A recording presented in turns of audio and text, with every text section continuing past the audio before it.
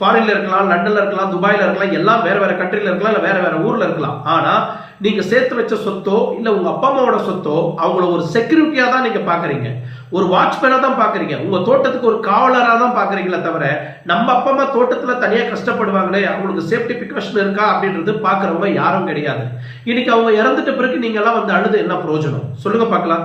எத்தனை பேர் நீங்க உங்களுக்காக கஷ்டப்பட்டு அந்த தோட்டத்தை பாதுகாத்து அவங்க செத்த பிறகு அந்த தோட்டத்தை வித்து நீங்க தான் பணத்தை சாப்பிட போறீங்க. பட் அவங்க உயிரோட இருக்கும் போது ஒரு வாட்ச்மேனா ஒரு செக்யூரிட்டியா தான் நீங்க ட்ரீட் பண்ணிருப்பீங்க. ஒரு பெத்த தாய் தகப்பனா நீங்க கண்டிப்பா ட்ரீட் பண்ணிருக்க மாட்டீங்க.